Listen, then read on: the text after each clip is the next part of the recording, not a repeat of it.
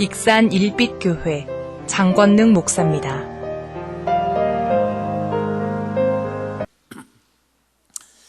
오늘 귀한 주일 아침에 믿음으로 주님 전에 달려나오셔서 예배하며 또 하나님의 은혜를 갈망하는 성도님들 한 분 한 분에게 하나님의 크신 위로와 소망과 휴복이 경험되는 은혜의 주인공들이 다 되시기를 주의 이름으로 축복합니다. 날마다 그렇지만 2025년 또 한 해 또 우리 인생 이렇게 하루하루 살아가면서 우리가 이렇게 좋은 단어들이 있습니다. 예를 들면 새해를 시작하면서 가장 많이 가슴에 품는 단어 중에 하나가 뭐예요? 희망, 소망 뭐 이런 것이잖아요. 아직도 지금 우리는 새해에 대한 그런 말씀을 같이 살펴보고 있습니다. 그래서 지난주에는 시편 42편을 통해서 목마른 사슴이 이렇게 시냇물을 찾기에 갈급하듯이 내 영혼이 주님의 은혜를 찾기에 갈급하나이다. 이런 고라자손의 시를 통해서 우리가 2025년 무엇을 갈망하며 무엇을 소망하며 살아갈 것인가, 결국은 하나님의 말씀과 하나님의 어떤 은혜를 통해서 하나님의 사랑을, 하나님의 위로를 갈망하면서 살아가자고 말씀을 드렸습니다. 또 오늘 우리가 희망적인 단어, 또 우리가 이게 기대되는 단어가 하나가 있다면 그 단어는 뭐냐면 기다림이라고 하는 단어입니다. 한번 따라해 보실래요? 시작. 기다림. 기다림이라는 단어. 뭔가 기다린다라는 단어 속에는 뭐가 있어요? 설레임이 있고 기대가 있고 뭔가 희망이 있고 소망이 있습니다. 근데 꼭 기다린다라는 단어가 희망만 있고 소망만 있고 설레인 건 아닙니다. 즉 양면성이 있습니다. 어떤 사람에게는 설레임이 될 수도 있지만은 어떤 사람은 그것은 불안이 되고 초조함이 되고 염려가 될 수 있는 기다림도 있다라는 거예요. 예를 들면 젊은 사람들은 잘 이해 못하겠지만 그래야 나이 50, 60 넘어가면 2년에 한 번씩 우리 건강검진을 받잖아요. 저도 올해 받아야 합니다. 그런 홀수연도라는 걸 알겠죠? 올해 받으면 자 피검사를 합니다. 나름대로 내시경이라든지 여러 가지 검사를 합니다. 그러면 어떤 사람은 은근히 기대하는 사람이 있을 거예요. 오메 엊그저께도 어떤 목사님들 만났더니 나이가 60이 다 됐는데 60이 넘었는데 자기 피를 검사를 했더니 막 45세로 나왔다고 내가 이렇게 젊다고 막 좋아합니다. 이처럼 건강검진을 했을 때에 생각보다 좋은 결과가 나오면 기쁘고 설레임이 있습니다. 근데 생각지 않게 혹시 의심스러운데 다시 정밀검사를 해봐야 할 것 같습니다. 그러면 그 정밀검사를 하는 또 날짜를 잡아놓고 기다릴 때에 설레입니까? 불안합니까? 불안하고 초조합니다. 검사를 했습니다. 결과가 나왔습니다. 결과를 이렇게 확인하러 의사 선생님을 만나러 갈 때 설레임이 많습니까? 불안함이 많습니까? 똑같은 기다림인데 설레임과 불안함이 공존합니다. 그런데 마침 악성 암이라고 이렇게 판명이 되면은 얼마나 그 기다림이 절망이 되고 낙심이 됩니까? 그런데 좀 의심스러운데 다행이네요. 그냥 악성도 아니고 그냥 일반 혹입니다. 지켜보면 됩니다. 그러면 뭐예요? 그 순간에 희망이 되고 기쁨이 되고 환호가 되잖아요. 이처럼 우리 인생 가운데 가장 양면성을 가져다주는 단어 중에 한 단어를 이렇게 꼽으라고 하면, 선택하라고 하면 바로 기다림이라고 하는 단어가 아닐까. 다시 얘기할게요. 자, 2025년 이제 벌써 20일이 오늘 119 19일째인데 아마 25년 한 해를 이렇게 지나고 나서 저와 여러분들이 또 송구영 신예배 드릴 때에 나는 정말 한 해를 하나님의 은혜 가운데 소망 가운데 설레임으로 행복하게 살았다고 고백하는 사람이 있을 것이고, 또 어떤 사람들은 정말 너무너무 힘들었어, 너무너무 하루하루가 불안했고 너무너무 하루가 정말 지옥 같은 그런 또 한 해를 살았다라고 이렇게 고백할 수 있는 사람은 없어야 한다, 그 말이죠. 저와 여러분들이 어떻게 하면 그럼 우리가 이 기다림의 날을 불안과 좌절과 염려와 초조 속에 살아가는 삶이 아니고 하나님 주시는 은혜 안에서 날마다 설레이면서 기대하면서 또 감사하면서 찬양하면서 살아갈 것인가, 오늘 본문 말씀을 통해서 하나님 주시는 은혜를 경험하는 저와 여러분들 다 되시기를 주의 이름으로 축복합니다. 자, 오늘은 위에 보니까는 누가 쓴 시라고 되어 있습니까? 다윗이 쓴 시라고 되어 있습니다. 다윗, 성경에 가장 위대한 하나님의 사람 중에 한 사람을 꼽으라면 다윗을 아마 치는 사람도 많이 있을 겁니다. 우리가 생각하는 다윗은, 제일로 좋아하는 다윗은 뭐예요? 하나님이 이새의 아들을 만나니 내 마음에 합한 자다. 그리고 성경 역사에, 지금까지 인류 역사에 가장 위대한 왕으로 지칭하는 왕이 누구예요? 바로 다윗 왕입니다. 그렇게 우리는 좋은 점만 우리는 가슴에 새기고 다윗을 추앙하고 모델로 삼는 신앙인들이 많습니다. 근데 오늘 본문은 다윗이 그렇게 하나님 앞에 쓰임 받기까지 가장 인생의 깊은 터널을, 깊은 암흑의 시기를 보냈던 그 시기에 쓰여졌던 시편이 바로 오늘 27편입니다. 그래서 좀 이따도 말씀드리겠지만은 유대인들은 지금도 대속주일이라든지 신년 때가 되면은 매일마다 이 27편을 묵상하면서 하나님의 은혜를, 다윗이 당했던 그 고난을 통해서 하나님 은혜를 내가 어떻게 기대하면서 살아가야 할 것인가를 결단하는 시간을 갖는 게 바로 시편 27편입니다. 우리가 잘 아는 것처럼 다윗이 골리앗과 싸우려고 갔던 건 아니다가 심부름 갔다가 얼떨결에 전쟁에 나가가지고 큰 공을 세웁니다. 그로 인해서 하루아침에 정말 왕이 총애받는 사위로 인정하는 그런 출세의 가도를 달리게 됩니다. 그런데 사람들이 전쟁터에 돌아올 때 우리가 잘 아시잖아요. 다윗은 만만이고 사울은 천천이다. 이 한마디가 사울왕의 심기를 건드립니다. 무엇이요? 내가 왕인데 나보다 다윗이 더, 거기에서 시기 질투가 그의 마음을 병들어가기 시작을 합니다. 이때 장인 사울왕이 3,000명의 특공대를 이끌고 왕자를 위협한다라는 반국가적 누명을 씌워가지고 이제 온 나라를 이잡들이 싹싹이 뒤져가지고 밤낮으로 다윗을 죽이려고 추격하는 그때가 바로 이 시점입니다. 그는 지금 편안하게 집밥을 먹을 처지가 아닙니다. 광야의 바위 틈과 굴속에서 피난하며 눈물로 지은 시입니다. 지난주에도 말씀드렸죠. 날마다 그저 눈물이 나의 음식이 되었다라고 고백하는 것처럼 지금 다윗도 마찬가지입니다. 하루하루의 삶이 정말 울부짖으면서 통곡하면서 눈물로 음식을 삼지 않냐고는 하루를 잠들 수 없는, 불안해서 살 수 없는 그런 하루하루를 지금 보내고 있습니다. 이때가 어느 시대냐면 다윗이 힘들어가지고 피난 다닙니다. 400명, 나중에 600명이 됩니다. 이끌고 피난 다니는데 어느 날 아히멜렉이라는 제사장을 만나게 됩니다. 아히멜렉이라는 제사장을 만났는데 너무 힘드니까 이렇게 뭐랄까요, 성전에 있는 음식을 좀 이렇게 구걸을 합니다. 근데 주면 됩니까? 안 됩니까? 안 됩니다. 아무리 장수라도 왕이라도 하나님의 성전은 누구 허락을 맡아야 돼요? 하나님의 허락을 맡아야 합니다. 그래서 아히멜렉 제사장이 하나님께 기도합니다. 하나님, 이렇게 지금 다윗이 이렇게 절제절명의 위기 가운데 사울왕한테 피난 다니면서 이렇게 고통하는데 이 사람이 나라를 구한 걸 알고 하나님께서 쓰시는 사람을 압니다. 하나님께 기도했더니 음식을 내줘라 그럽니다. 하나님 응답을 받고, 잘 들어보셔요. 그래서 다윗과 그 군사들에게, 같이 따라다니는 사람들에게 음식을 제공합니다. 그리고 블레셋 장수 골리앗에게 빼앗았던 칼을 또 주면서 나가서 잘 싸워서 얘기를 하고 이야기합니다. 그때에 에돔 출신인 이방인 도액이라는 사람이 있습니다. 이 참 어디나 가나 다 그런 사람 있잖아요. 우리 교회만 없지. 도액이라는 사람이 그 사실을 듣고 사울왕한테 쪼르륵 가가지고 고자질을 합니다. 왕이시여, 2차 주차는 여차 주차는 여차합니다. 사울이요, 그 말을 듣고 속이 상해 안 상해요? 그래가지고는 이 도액에게 명을 내립니다. 아히멜렉 제사장을 죽이라고 명을 내립니다.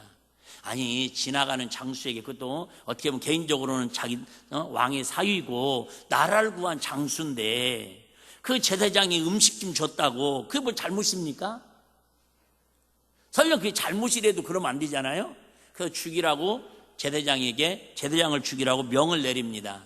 그런데 아히멜렉 제사장만 죽인 게 아니라 그 당시에 제사장들, 나라의 85명의 제사장들을 같이 연대 책임을 물어가지고 한 사람이 잘못했는데 85명을 다 죽입니다. 여러분, 성경에 정말 이해할 수 없는 사건들이 많이 벌어진 기록이 많이 있습니다. 그걸로 끝나지 않습니다. 그 성읍에 있는 남녀, 아이들, 젖먹이 아이들까지도 다 죽여버립니다. 그리고 소, 나귀, 양까지도 죽이는 사건이 사무엘상 22장에 쭉 기록되어 있습니다. 그러면서 이 소식을 다윗이 듣고 통곡을 합니다. 나 때문에 이렇게 죄 없는 제사장과 성읍의 많은 백성들이 죽음을 맞이했다고. 여러분, 얼마나 자기 하나 살겠다고 그러려고 그런 건 아닌데 어쨌든 자기 하나 죽으면 끝나는데 최소한도 자기 한 명 때문에 지금 제사장이, 하나님의 종이 85명이 하루아침에 지금 도살당했다, 그 말이에요. 여러분, 이런 마음을 가지고 하루하루 살아가는 게 정상이겠습니까? 아마 다윗 같은 우리 시로 말하면 지금 심리치료를 받아야 하고 집중치료를 받아야 할 그런 상태입니다. 그때에 다윗이 이 사건 직후에 도망가 가지고 지은 시가 바로 오늘 27편의 그런 내용입니다. 절박한 내용입니다. 1절에 6절까지는 원수의 위협에도 불구하고 하나님께 대한, 그럼에도 불구하고 하나님을 향한 믿음, 하나님을 향한 신앙은 흔들리지 않는다라는 거예요. 나 때문에 85명의 제사장이 죄 없이 죽었지만 그로 인해서 물론 죄책감은 갖겠지만은 하나님을 향한 신앙의 관계는 흔들리지 않는다라는. 누구 비슷해요? 묻기는 뭐하지만 예수님이 태어날 때에 예수님으로 인해서 누가요? 그 아이, 그 당시에 헤롯 왕이 그 당시에 태어난 아이들을 다 학살시키잖아요.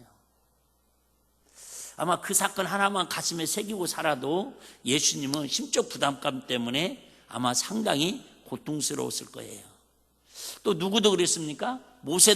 모세가 책임은 있지는 않지만 결국 어쨌든 그 시대에 또 태어난 아이들 결국은 다 또 죽음을 당하잖아요. 그럼에도 불구하고 모세 엄마 아빠도, 예수님의 엄마 아빠도, 마리아와 요셉도 하나님의 약속에 대해서 흔들려 안 흔들려요? 안 흔들리더라, 그 말이에요. 이게 하나님을 기다리고 하나님을 바라고 하나님을 갈망하는 믿음의 사람들의 하나님 주신 은혜인 줄로 믿습니다.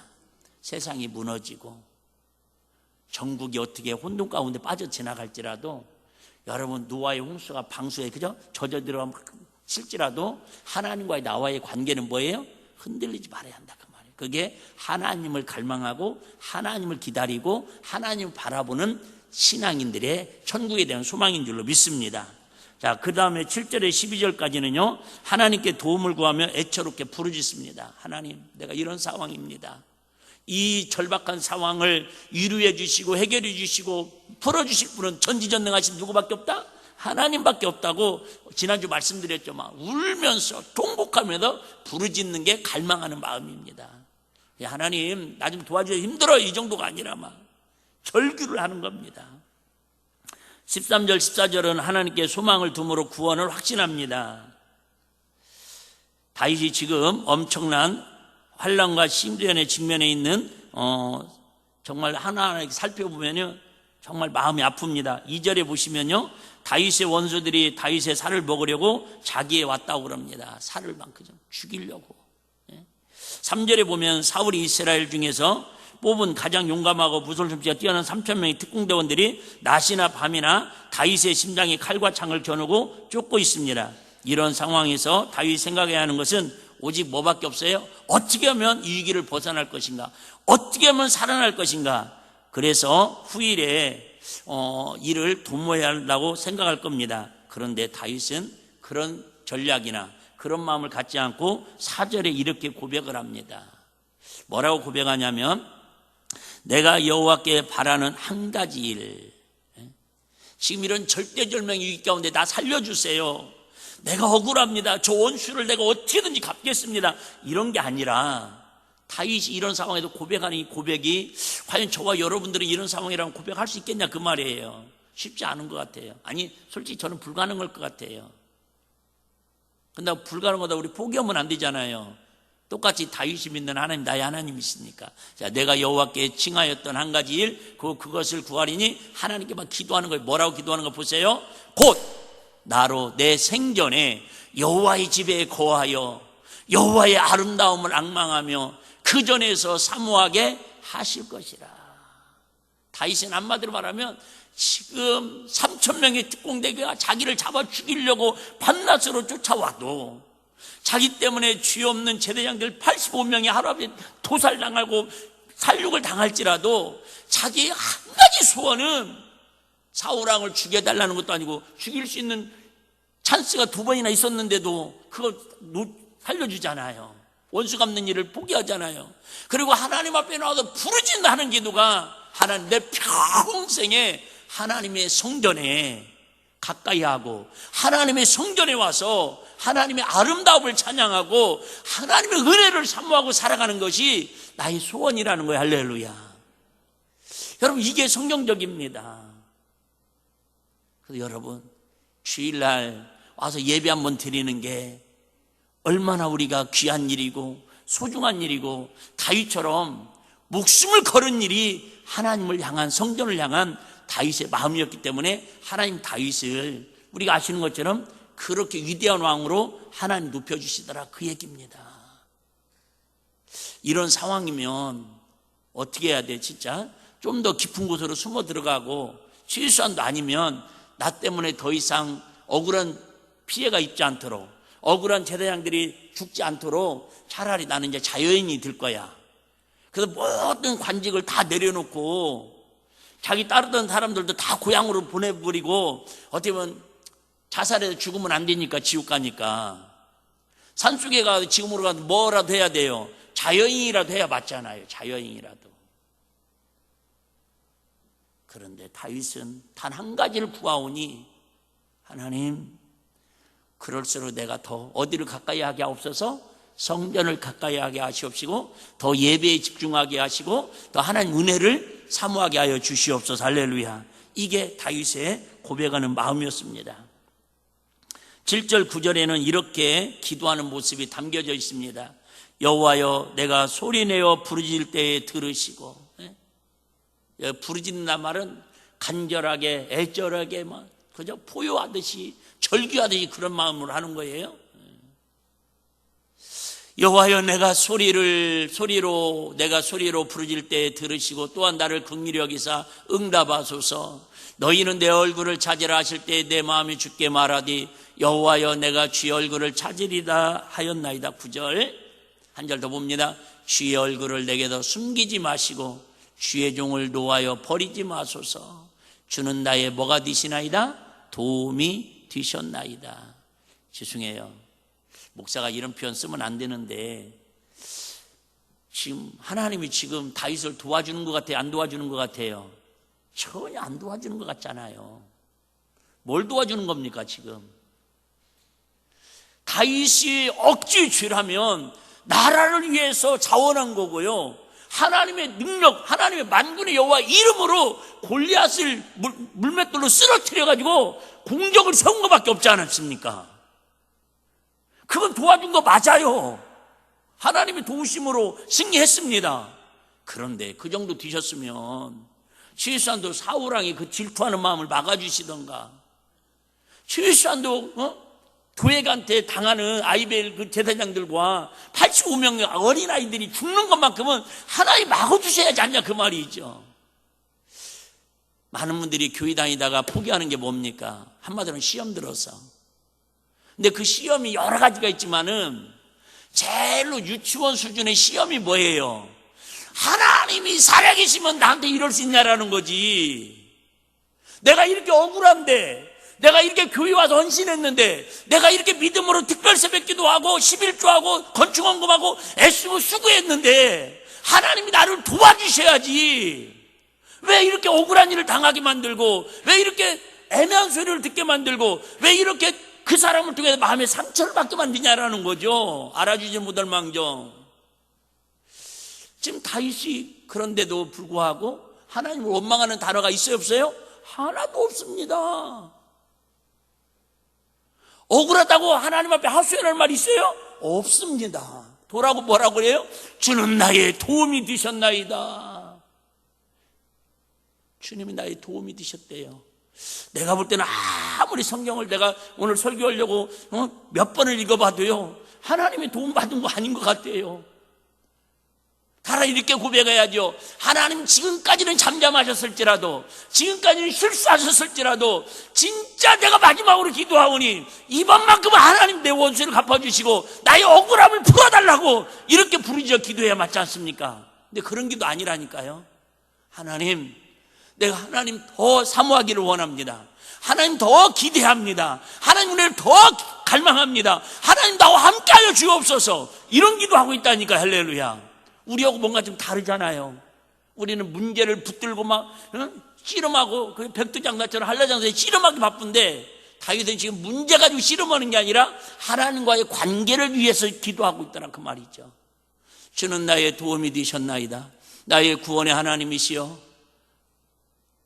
절박하니까 이런 말씀 하시죠. 시작. 나를 버리지 말고 떠나지 마옵소서. 그래. 우리가 해야 할 기도는 시편 51편에도 다윗이 쥐짓고 회개하면서 마지막 하나 기도하는 거 있죠. 내게서 뭘 거두지 마옵소서? 성신을 거두지 마옵소서. 하나님, 내가 이렇게 억울한 일 당하고 있습니다. 이렇게 정말 사방을 바라봐도 누가 하나 도와줄 사람 없습니다. 오늘 이 시간이 지나면 죽음을 맞이할 수 있는 절대절명의 위기 가운데 빠져 있습니다. 하지만 하나님, 내가 구하는 거 하나 있는데 하나님 앞에 더 나가서 예배하기를 원하고, 하나님 성전을 더 가까이 하기를 원하고, 하나님 어떤 상황과 어떤 절대절명의 위기 가운데 있어도 제발 나를 버리지 마시고 떠나지 마시옵소서. 그래요, 여러분. 어떤 일이 있어도 시험 들 수 있다니까요. 여러분, 넘어질 수 있습니다. 속상할 수 있습니다. 그러더라도 은혜의 자리 떠나지 마시고 주님의 사랑의 손 놓지 마시고 끝까지 주님 바라보시면서 믿음으로 다윗처럼 승리하는 저와 여러분 다 되시기를 주의 이름으로 축복합니다. 10절에 보니까 이렇게 고백하고 있습니다. 다윗이 뭐라고 얘기합니까? 내 부모는 나를 버렸으나. 여러분, 성경적으로 다윗을 부모가 버렸어요, 안 버렸어요? 안 버렸어요. 그 심정을 이야기하는 겁니다. 얼마나 처절한 상황인가를. 여러분, 세상에 그래도 가장 그도 애틋한 사랑, 희생의 사랑은 누구에 대한 사랑이에요? 부모가 자식을 향한 사랑 아닙니까? 근데 내 부모는 나를 버렸으나 여호와는 나를 뭐 하시리다? 영접하시리다. 여러분, 그래요. 물론 저와 여러분은 부모님이 버릴 사람은 없겠지만, 혹시 세상은 저와 여러분을 유면하고 세상은 배신하고 세상은 여러분 버릴지라도 하나님은 저와 여러분을 절대 버리지 아니하시고 우리를 늘 언제든지 맞이해 주시고 환영해 주시고 우리에게 하나님의 은혜로 부어주시는 하나님을 믿으시기를 바랍니다. 자, 그러면 우리는 이제 2020년도 어떻게 보면 인생 가만히 미래를 바라보면 해답도 없는 것 같고 돈이나 권력으로도 해결되지 않는 다윗이 직면한 문제와는 다르지만 수많은 난제를 만날 것입니다. 그런 우리를 향해 하나님께서는 무엇 때문에 여호와를 기다리라고 하십니까? 그래, 어떻게 하면 2025년 우리 아이들은 공부를 어떻게 하면 더 잘 시킬 것인가? 어느 학원을 보낼 것인가? 또 올해는 무슨 사업을 해서 식당 하니까 안 되네, 정리하고 옷 장사를 할까, 옷 장사하니까 안 되니까 또 뭐 다른 유통업을 할까, 나름대로 이런저런 생각, 이 직장이 마음에 안 드니까 또 저 직장으로 옮겨볼까, 어떻게 하면 또 승진이라도 해볼까, 어떻게 하면 또 집을 이렇게 이사해볼까, 수많은 우리 생각과 고민과 난제들이 있을 거라는 거예요. 그런데 우리는 과연 어떤 방법으로 이런 문제들을 무엇으로 해결하기를 원하시냐.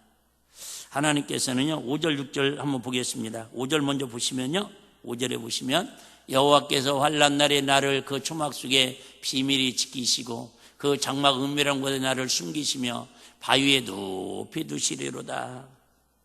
지금 다윗이 환난을 겪고 있지만 다윗과 함께하지는 하나님께 반드시 다윗을 보호해 주시고 그 생명을 지켜주실 것을 믿고 있고, 결국 높은 바위에, 결국은 요셉이 감옥에 그 고생을 당했지만은, 억울한 누명을 당했지만 결국 궁극지로 세워주신 것처럼 다윗도 지금 이 환난과 고통 속에서 하나님이 너무너무 절제를매지만 그런 순간순간마다 하나님이 지켜주시고 하나님이 보호해 주시고 하나님 결국은 승리하시고 높여주신다는 사실을 믿는다고 고백하고 있다, 그 말입니다. 이게 우리의 기도의 제목이 되어야 한다, 그 말이에요. 6절입니다. 이제 내가 머리가 둘은 내 원수 위에 들리리니 내가 그 장막에서 즐거운 제사를 드리겠고 노래하여 여호와를 찬송하리라. 여러분, 말 같지 않은 말 아닙니까? 아니, 지금 우리가 성경이니까 설교니까 이렇게 얘기하지, 이 상황이라면 무슨 지금 하나님 앞에 그죠? 이 장막에서 성전에 즐거운 제사를 드리겠고, 우리는 이런 어려움이 없는데도 불구하고, 이 정도의 심각한 상황이 아닌데도 불구하고 솔직히 교회 오면서 막 춤추면서 눌룰랄라 막 그죠? 즐거움으로 온 사람들 있죠. 막 설레임으로 막 오늘 예배 시간이다, 드디어 오늘 주일날이다, 할렐루야 막 춤추면서 온 사람들 있죠.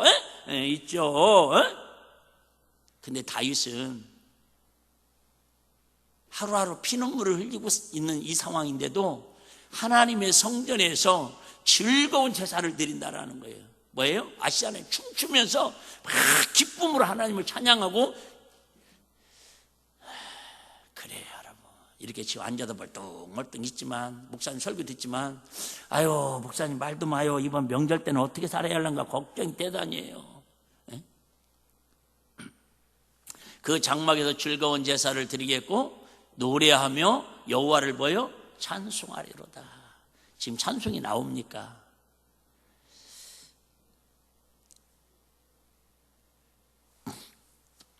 시편 40편 1절 2절 한번 다시 보겠습니다. 시편 40편 1절 2절에 보시면 이런 말씀이 있습니다. 내가 여호와를 기다리고 기다렸더니 귀를 기울이사 나의 부르짖음을 들으셨도다. 우리는 이런 마음이죠. 주여! 그러면 하나님의 시공간을 초월하신 하나님이기 때문에, 내 마음과 심장, 폐부, 머리카락이 세신 하나님이기 때문에 내 마음의 소원이, 기도가 뭔지 아시기 때문에 빨리빨리 좀 응답 좀 해주셨으면 하는 게 우리의 마음이에요. 그런데 그처럼 능력 있는, 그처럼 하나님을 사랑하는 다윗도 뭐라고 고백하냐면, 내가 여호와를 기다리고 기다렸더니 귀를 기울여 나의 부르심을 들으셨도다. 2절, 나를 기가 막힌 웅덩이와 수렁에서 끌어올리시고 내 발을 반석 위에 두사 내 걸음을 견고케 하셨도다. 그래요, 여러분. 하나님 자주 말씀드리면 내 시간표가 아니라 하나님의 때에 하나님의 방법으로 하나님 시간표에 의해서 우리가 하나님 앞에 쉬지 않고 부르짖어 기도하고 하나님 은혜를 구하면요, 하나님께서 기가 막힐 웅덩이와 수렁에서 좋아요. 여러분, 이게 뭐예요? 지금의 어두움에서, 지금의 환란에서, 지금의 여러분 장애물에서, 악한 길에서 어느 순간에 하나님께서 끌어올리셔가지고 반석에 두다 그 걸음을 견고케 하신다라는 거예요. 저 어렸을 때 진짜 좋아하는 TV 프로 있었거든요. 기억나는 게 두 가지가 있는데, 하나는 마징가 제트. 마징가 제트를 아는 사람들은 쥐산물이 봤죠? 또 하나가 뭐였냐면 토요일날 오후에 했던 걸로 기억하는데요, 타잔이었습니다. 팬티만 입고 밀립을 막 그죠? 줄 타고 다니다가 이게 여행객이 와가지고 사냥을 하거나 여행을 하러 가다가 늪이라는 곳에 빠집니다. 겉으로 볼 때는 이렇게 뭐랄까 안 보이고 낙엽 같은 게 있는데 늪에 빠지면요 움직이면 움직일수록 계속 소리 없이 빠져 들어갑니다. 막 죽어갑니다. 그럴 때 이제 원숭이나 뭐 이렇게 사자들이 보고는 막 자기들끼리 타잔하고 사인을 합니다. 그때 어디선가 타잔이 오늘 목이 안 좋아가지고 막 이거 타고 와가지고는 착 낚아채가지고는 살려줍니다. 기가 막힌 수렁과 웅덩이. 저는 이 말씀 볼 때마다 그때 생각납니다. 이것을 출애굽기 15장에서 미리암은 이렇게 노래를 하더라고요. 이스라엘 백성들이 홍해바다를 건넜을 때에 하나님께서 이스라엘 백성들을 독수리가 날개 아래 병아리, 그죠? 새끼를 품듯이 날개 아래 품어가지고 옮겨 놓으셨다라고 이렇게 고백을 합니다. 참 멋있잖아요. 여러분, 뭐 우리나라 뭐 얘기하고 싶진 않지만 그래도 기도는 해야 하지 않습니까? 저는 그런 기도합니다. 하나님, 누가 옳다 그르다를 떠나서 하나님께 제발 이 나라 이 민족의 아픔과 이 혼돈을 주님의 기가 막힌 하나님의 손길로 이 웅덩이와 수렁에도 좀 제발 건져달라고 우리가 할 수 있는 그거밖에 더 있습니까? 다음에 선거 올 때 제정신 차리고 잘 뽑는 길밖에 없잖아요. 지금으로서는. 13절 한번 보겠습니다. 또 13절, 오늘 본문 13절, 내가 산자의 땅에 있으며 여호와의 은혜에 볼 것을 보여 믿었도다. 그래요. 지금은 정말 극단적인 마음으로 하루하루 그냥 살 소망이 없다 그 말이에요. 근데 확실한 것은 여호와의 은혜에 볼 것을 믿었도다. 하나님께서 우리를 지켜주시고 결국은 그 문제에서 수렁에서 건지셔서 해결하실 것을 보여주는 것을 약속하고 있습니다. 자, 그러면 왜 우리가 여호와를 기다림으로 하나님의 지키시고 보호하시고 책임지시고 구원하시는 선하심을 맛보아 알아야 합니까? 4절에 한번 아까 잘 읽었는데 다시 한번 빨리 읽겠습니다. 내가 여호와께 청하였던 한 가지 일 곧 그것을 구하리니 곧 나로 내 생전에 여호와의 집에 거하여 여호와의 아름다움을 앙망하며 그 전에서 사모하게 하실 것이라. 여기서 사모하다라는 말은요 박하는데 조사하다 숙고하다는 뜻으로 여호와 하나님을 알고자 하는 열망으로 가득 찼다 그 말입니다. 한마디로 말하면 그냥 상사병 걸렸다 그렇게 표현하면 됩니다. 짝사랑하고 상사병은 다르잖아요. 막 눈 떠도 보이고 눈 감아도 보이고 밥 먹어도 생각나고만 이 다윗은 지금 뭐예요? 하나님을 그렇게 앙망하고 사모했다라는 거예요. 여러분 그런 데 있었잖아요. 여러분들도. 저는 제 기억으로는 어쨌든 중학교 앞둔 3학년 때 이때 고등학교 1, 2학년 때 이때 그랬던 것 같아요. 하여튼 막 어떻게 하면 교회 한 번 더 갈까? 어떻게 하면 성경 쉬는 시간에 한 장 더 읽을까? 믿거나 말거나. 그런 마음이 있었어요. 정말 눈만 뜨면 학교 가는 건 정말로 괴로웠는데 교회 가는 건 그렇게 못 가게 막 하여튼 힘들게 해도 막 여러분 우리 2025년 한 해 세상에 미치지 말고 세상에 상사병 걸리지 말고 우리 주님 사랑에 한번 상사병 걸릴 수 있도록 기도라도 한번 해보는 은혜가 있기를 주의 이름으로 축복합니다. 기도는 해볼 수 있잖아요. 하나님, 나 하나님에 대해서 상사병 걸리게 해주세요. 하나님 성전 사랑하는 일에 상사병 걸리게 해주세요. 하나님, 나 예배 드리는 일에 한번 상사병 걸리게 해주세요. 할렐루야! 하도 어이가 없으니까 아멘도 뭐 그냥 이 정도 하면 그냥 예의상으로도 한번 해줄 텐데 절대 안 넘어갑니다. 목사님, 아멘은 뭐 책임을 져야 한다면서요.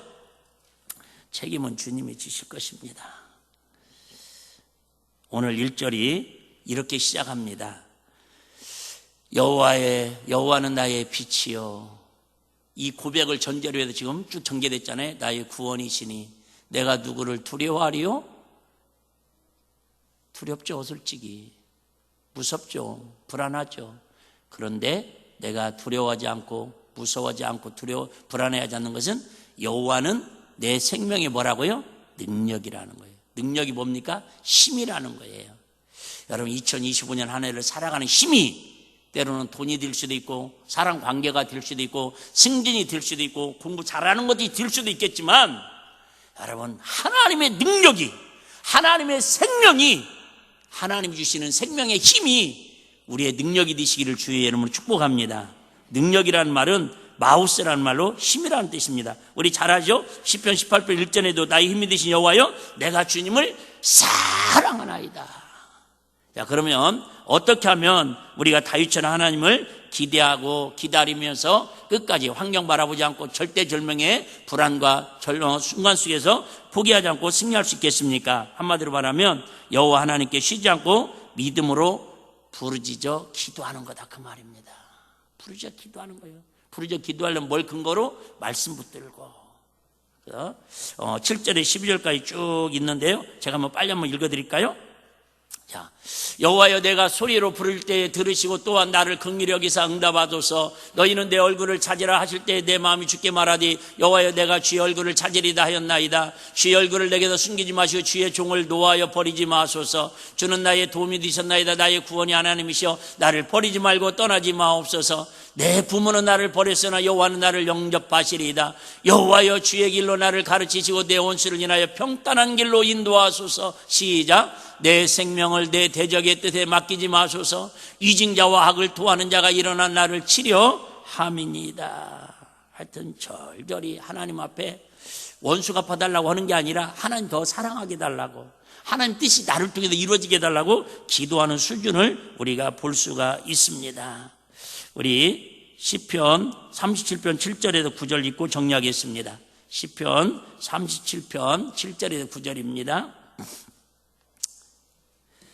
여호와 앞에 잠잠하고 참고 기다리라. 자기 길이 형통하며 악한 꾀를 이루는 자 때문에 불평하지 말자다. 분을 그치고 노를 버리며 불평하지 말라. 오히려 악을 만날 뿐더러 진실로 악을 행하는 자들은 끊어질 것이나 여호와를 소망하는 자들은 땅을 차지하리로다. 결국은 여러분, 하나님은 약속을 붙들고 하나님 때를 기다리면은 우리는 자꾸 마귀는 환경을 보라고 그런다라는 거예요. 자꾸 문제 앞에, 우리 앞에 있는 문제를 보고 절망하고 불안해하고 염려하라는 거예요. 시험 들으라는 거예요. 한마디로 시험 들으라고. 근데 하나님은 문제 보지 말고 풍랑 바라보지 말고 마귀의 속삭이는 그 속절되는 소리 듣지 말고 눈을 좀 더 높이 열어서 오직 주님이 약속하시는 하나님을 앙망하고 하나님을 바라고 그럴수록 더 부르짖어 기도하면 하나님이 역사하신다라는 거예요. 70년대 80년대에 나온 샘터라는 잡지가 있었는데 아주 오래된 글인데요, 이런 글이 하나 소개된 적이 있습니다. 에베레스트산 이게 주변에 아주 산골에서 히말라야 산맥 중턱의 마을에 살고 있던 어떤 여인이 할머니가 됐습니다. 머리가 백발이 돼가지고 이제 봄이 되니까 그 애가 좀 따뜻했는지 히말라야산 그 빙하가 녹아가지고는 물이 좀 불어나가지고 어느 한 시체가 떠내려옵니다. 근데 아주 젊은 이게 20대 중반의 젊은 이렇게 시체 하나가 떠내려옵니다. 그 시체를 딱 바라보고 할머니가 빨래하다가 떠내려오는 그 시체를 보고는 대성통곡하면서 웁니다. 그 시신을 막 찬물에 끌어내가지고는 엉켜안고, 그죠? 끌어안고 팍 부둥켜 안고 대성통곡하고 동네 사람들이 놀랄 정도로 웁니다. 나중에 사연을 물어봤더니 이런 이야기였다고 합니다. 막 결혼식을 마친 신랑이 산을 올랐습니다. 그런데 그만 눈사태를 만나 돌아오지 못했습니다. 그동안 수십 년 동안 빙하에 설산에 갇혀 있다가 눈이 녹으니까 물과 함께 떠내려와가지고 이 사라진 그날부터 남편이 산에 올라가서 내려오지 않은 그날부터 매일 동부 바깥에서 나가가지고 남편이 돌아오기를 기다렸습니다. 그런데 수십 년이 지나서 이제 자기는 백발이 된 할머니가 됐는데 그때 죽은 그 모습으로 결혼해서 막 신혼 지낸 그 20대 중반의 모습으로 내려오는 끌어안고 울었다라고 하는 실화가 샘터라는 잡지에 기록된 사실이었습니다. 여러분, 세상에는 수많은 기다림이 있습니다. 그러나 평생을 바쳐 기다려도 싸늘한 죽음으로 돌아오는 기다리라면 그 기다림은 너무 허무한 기다림이 아닙니까? 우리도 서늘한 죽음을 기다리듯이 2025년 한 해를 허무한 기다림으로 장식해서는 안 됩니다. 우리 앞에는 많은 문제와 쉽지 않은 환경들이 놓여 있습니다. 경제적인 어려움, 인간관계의 어려움, 직장 생활의 어려움에서 생기는 스트레스, 우울증, 불안, 불화, 슬픔, 고통, 궁핍, 좌절, 미움, 징후, 분노, 시련, 질병, 허무입니다. 이런 문제의 유일한 그리고 강력한 처방전은 무엇입니까? 바로 오늘 말씀처럼 14절에 나와 있는 여호와를 바랄지어다. 여호와를 기다리라는 것입니다.